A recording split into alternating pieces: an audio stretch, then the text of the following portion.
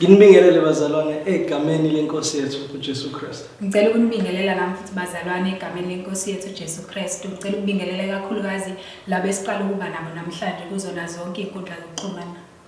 Namhlanje ngiyanicela ningene kulama section lawo comment ni-comment nisho ukuthi nibhekene inkonzo namhlanje nokukhona makhona nikuthandile nikubhale nikufake lapho phakathi. Kuningi esikuthwele namhlanje. Siyathemba ukuthi umoya ongcwele uzofika. Sisiphaphile. Sengizocela ukuthi sisume silungiselele sekuzobe isikhathi sendumiso.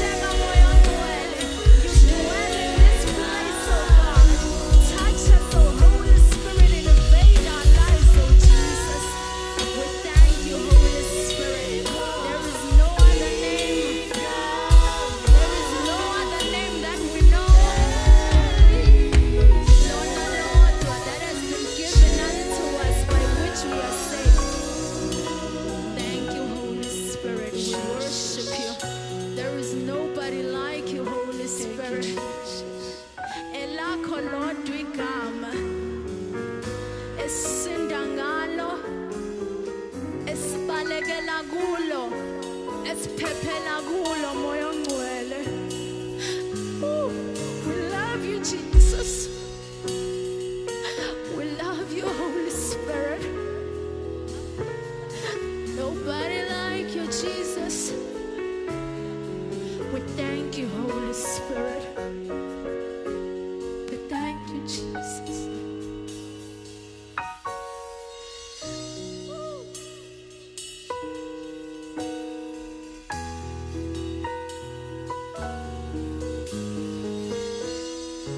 Take all the glory and honor. It belongs to you. Hallelujah.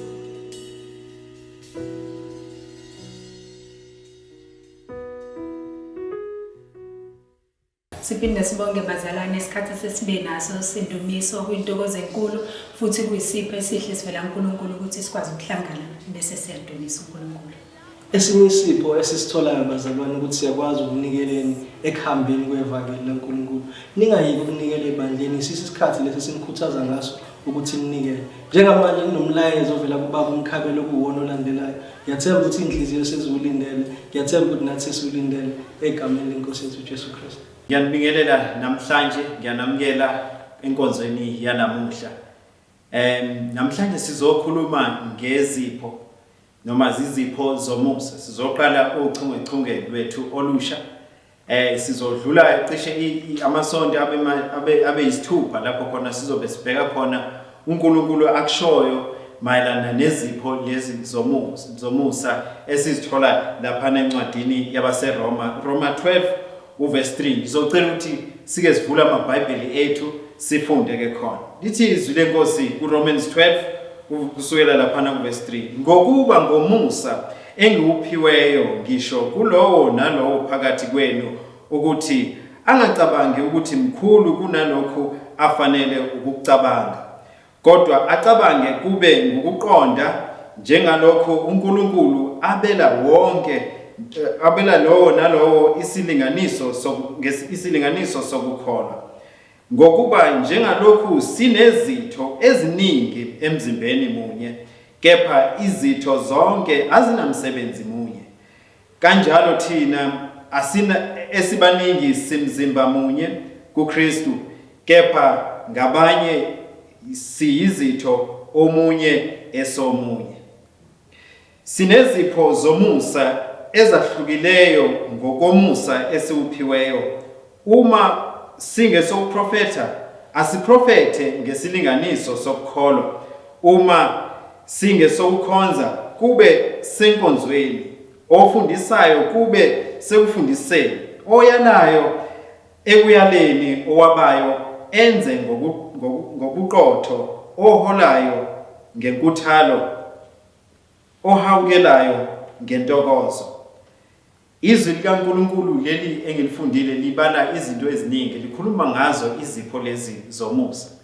Uma ngabe sibheka iBhayibheli livamisile ukuthi kukhona indawo ezahlukahlukene lapho khona lisilinganisa khona lisifanise njenganesakhiwo, sisikhathi lisifanisa njenganomzimba kaNkulunkulu. Kodwa namhlanje ke sibheka kuyona leyo ngxenye leyo lapho khona sibheka ukuthi ilo nalo uyingxenye ethize yawo lo mzimba kaNkulunkulu. Athe uNkulunkulu mangabe ewakha wafuna ukuthi usebenze ngendlela efanayo, ufeze izimiso zakhe nalokho alibekele lona ibandla lakhe. Sizobheka izipho ke zonke lezi ngoba phela izipho lezi izona ezenza ibandla libe lihle noma libukeke libe lihle phambi kaNkulunkulu. Futhi izipho lezi ziyanezezela ebandleni, zenza ibandla libe yilento uNkulunkulu ayifuna ukuyibona ebandleni lakhe. Ingakho ke nathi sonke uma ngabe sisenkonzweni noma ebandleni lapho ukhonza khona, asikwazi ukuthi sonke senze into eyodwa, kodwa omunye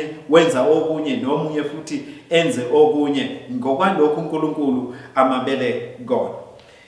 Uma ngabe sibheka nje ngizokunikeza isibonelo esisodwa umzimba womuntu. Angeke lize lisuke ngolunye usuku ikhanda lithi cha, ngisacela nje ukuthi ke kuke kube yimina ohambayo ke namhlanje. Awunje uhambe ngami mzimba sibone ukuthi ke kuzokwenzeka noma cha mina ngisayithandi le ndaba yokuthi ngibe yimina ezoqalaza kube yimina ezobheka noma ozoveza inkinga mabi iqhamuka. Kodwa umzimba uzohlezi isandla siyisandla njalo, ingalo ehlezi ingalo, iso lizohlala njalo liyihlo. Angeke ihlo selifuna ukuba kwenza umsebenzi wesandla ngolunye usuku. Kodwa zonke lezi zinto zithi mangabe sezisebenzisana ndawonye zenze ukuthi wena ufinyelele lapho ufuna ukufinyelela khona. uNkulunkulu ke ukubekile lapho ekubeke khona, noma ukubizile lapho ekubize ukhona njengamanje, ukubizela ukuthi akusebenzise nesipho leso nawe akwabele sona.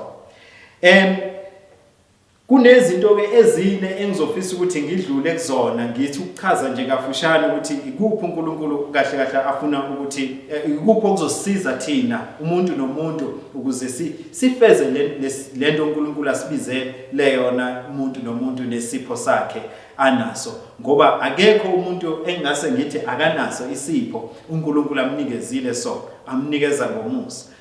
Ilo nalo unesipho anikeziwe sona kufanele asebenzise ukuze ibandla likaNkulunkulu libukeke lili.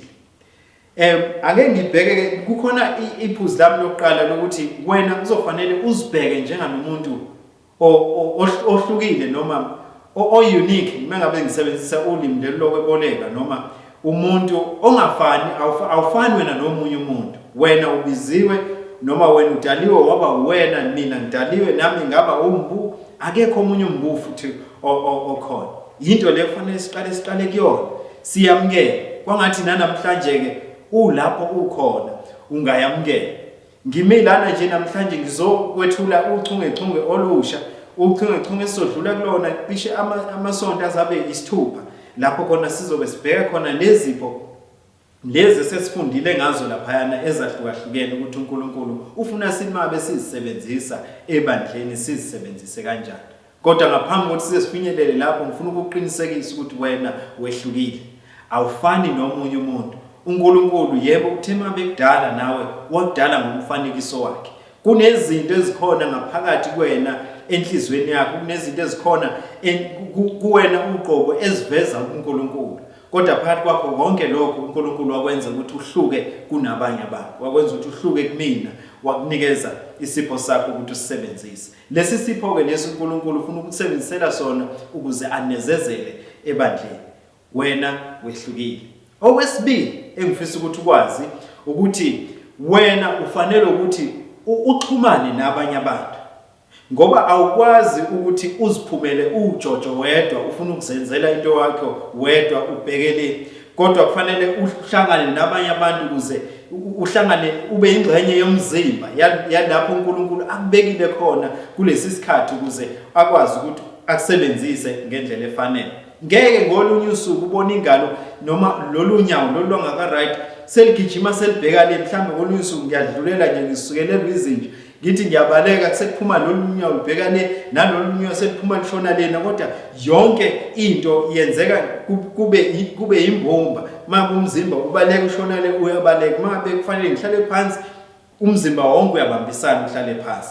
So ke ngifuna ukukukhumbuza futhi naleyo into ukuthi wena ufanele ukuthi ube connected, ufanele ukuthi uhlangane nabanye abantu, ufanele ukuthi uhlangane nabantu abasemzimbeni kaNkulunkulu. iBhayibheli lapho esifunde khona lithi kanjalo thina esibaningi simzimba munye kuKristu, kepha ngabanye siyizitho omunye esomunye. Mabe lisho njalo iBhayibheli liyayigcwalisa le ndawo ukuthi omunye esikwesomunye, omunye esomunye, kusho ukuthi zihlangene lezi zinto lezi zonke ziyasebenzisana ukufeza intando kaNkulunkulu.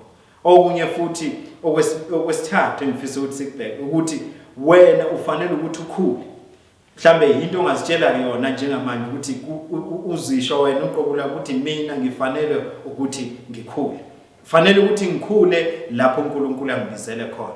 Awukwazi ukuthi uNkulunkulu uzokubiza akubizele kuleyo ndawo leyo akubizele yona bese uhlale uzibone wena nesipho leso onaso bese ugcina lekusivikela lekusiphethe kanje. Cha, khula naso leso sipho leso, udlodlobale, sibona uthinta abantu abaningi ngaso leso sipho.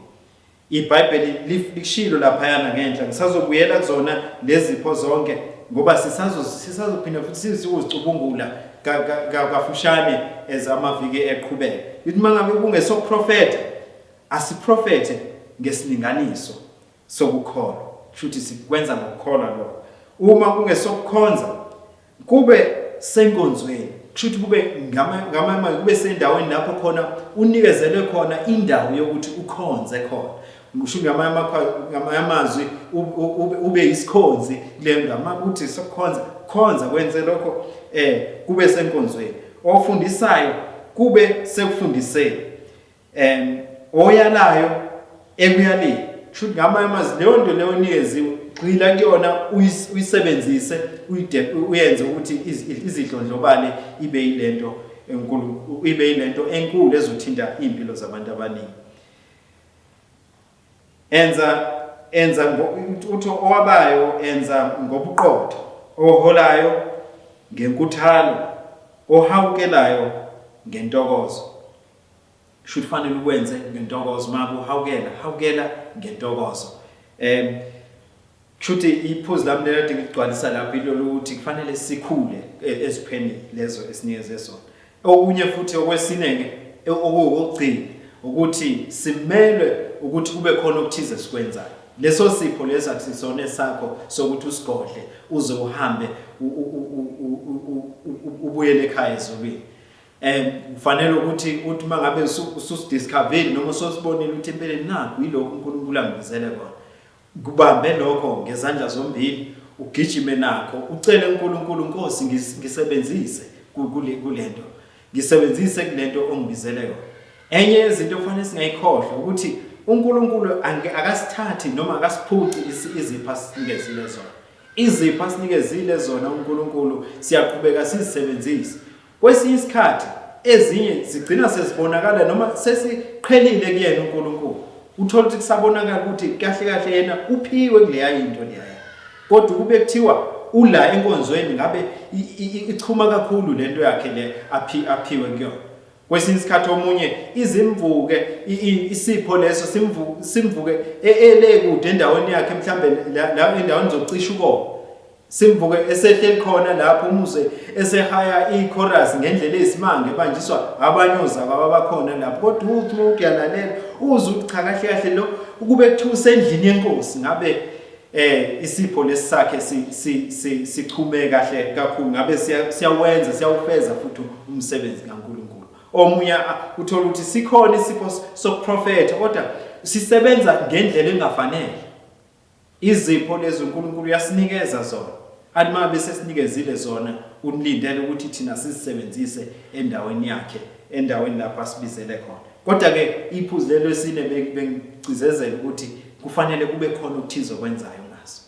Yenza ukuthize. Akekho umuntu ozokusola uma ngabe kuukuthi uprofetile ngosuku lokuqala.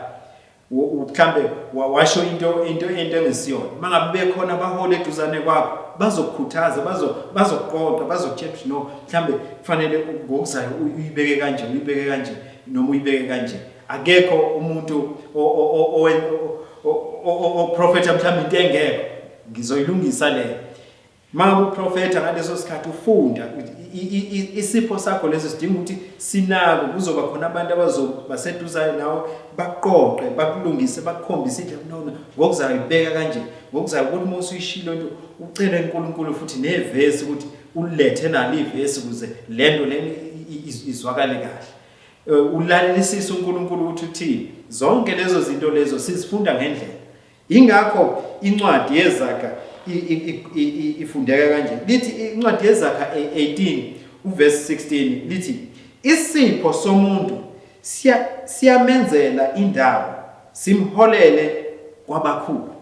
Isipho somuntu simenzela indawo ngamanye amazwi sikwenza ukuthi ukhule noma sikuvulela even neminye iminyango ethize uNkulunkulu angasakuvulele kona ukuze kuyona uze ukhule udlondlobale uthinte impilo zabantu abaningi. Izwi leli kaNkulunkulu lifanele ngempela ukuthi libeke ngalendlela ngoba uma ngabe sivumela uNkulunkulu ukuthi asisebenzise mabe sivumela uNkulunkulu ukuthi lesipho lesasesinikezile sona aguqule ngaso abantu sizokwazi ukuthi sidlondlobale sikhule kuzona.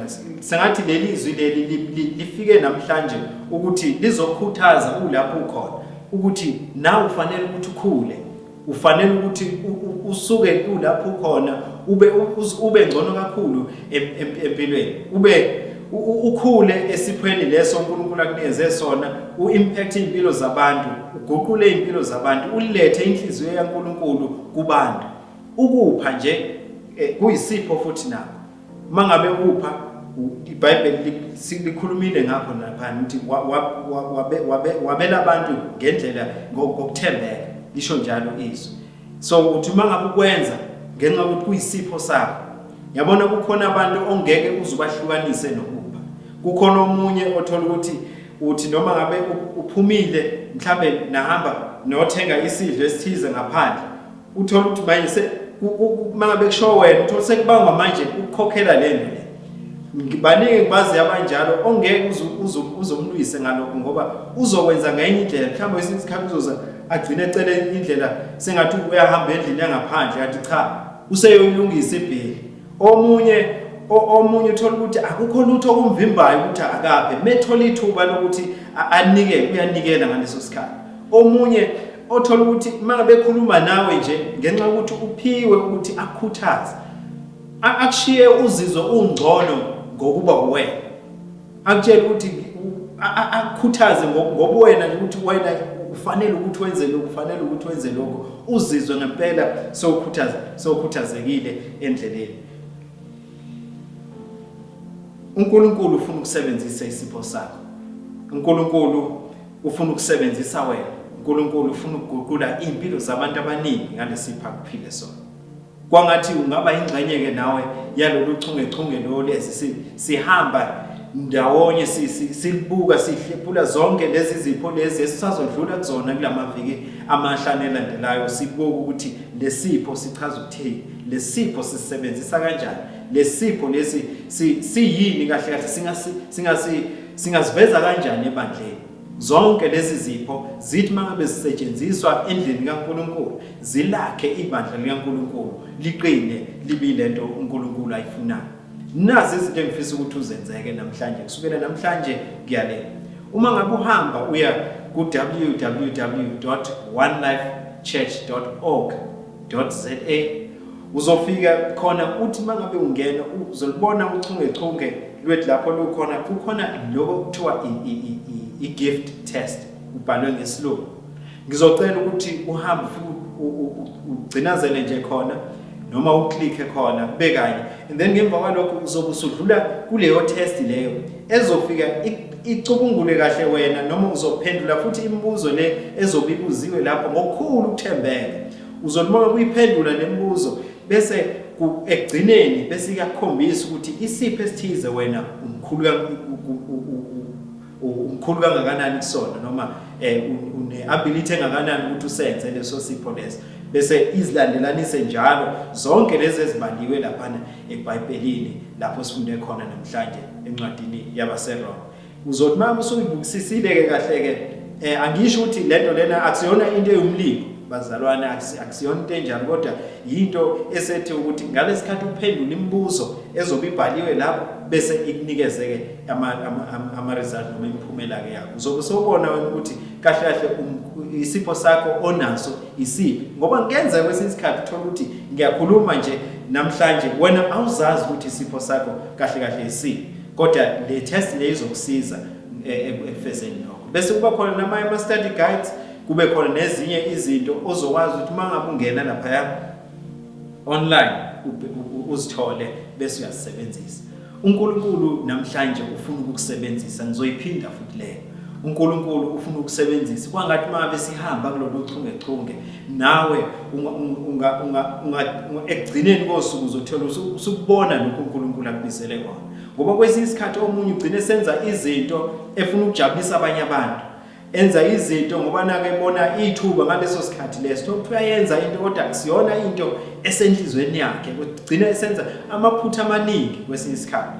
Kodwa ngisho ukuthi amaphutha wenzeke noma wenza lokho uNkulunkulu akubizele kona, kodwa kuba khona intokozo kuba khona akubi khona umthwalo uma wenza lokho uNkulunkulu okuyisipho sakho anikezile khona uthi noma ukwenza lokho uzo uthi ngaze ngayenza into engiyithandayo kwangathi uNkulunkulu angakusiza ke akubusisa agcine mangabe sisahamba kulolu chungechunge lolo kuningi ke okunye esizobheka ezisiqhubeka kulamasonto alandelayo ngiyacela ukuthi ngikhulekele namhlanje uNkulunkulu anibusise kakhulu baba wethu siyakubonga uNkulunkulu ngothando lwakho nangomusa wakho sikubonga uNkulunkulu wethu ngezipho zonke osiphile zona ukwenza ibandla lakho libe yilento efunayo ngiyacela Nkosi ukuthi ilo nalo namhlanje othamele lenkonzo akwazi ukuthi naye azithole ukuthi kahle kahle isiphi isipho wena umphile sona ngiyacela uNkulunkulu ukuthi ukwembule enhlizweni zalowo nalowo okhona olalele Nkosi nalowo ongazi ukuthi isiphi isipho uNkulunkulu amphile sona Nkosi ngiyacela ukuthi kulesi sikhathi ukwembule kuyena lowo muntu lo ngiyacela uNkulunkulu ukwenze konke lokhu ngoba siyazi ukuthi uNkulunkulu ophayo and siyazi ukuthi izipho zakho uNkulunkulu usinikeza zona ngokungenawo umkhawulo siyabonga ngegama lika Jesu manje naphakade amen Sibonge kuba uMkhabela ngomlayezo onamandla kangaka ukhuluma ngezipho ezikhona ezinikwa umoya oyingcwele mawukuthi awakazi kodwa umamukela uJesu ngeke ukwazi ukuyithola lezi zipho lezi ngifuna ukusebenzisa ke leli thuba lokuthi mawukuthi uyezwa enhlizweni yakho ukuthi uyafuna ukwazana nalo Jesu esikhuluma ngaye ukuthi uthathe leli thuba ukuthi uvale amehlo ugobise ikhanda lakho ukhuleke kanye nami kulomkhuleko ngizokhuleka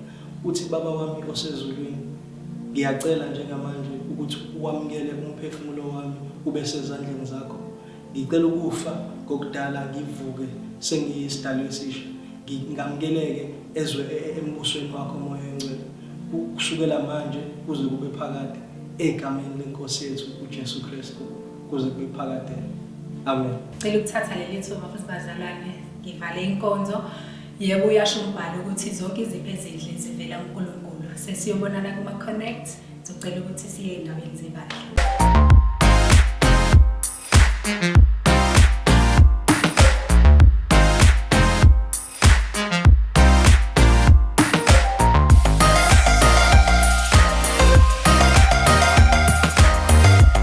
Hello there, One Life Church. My name is Georgia. And my name is Thomas, and we just have a few announcements for you guys.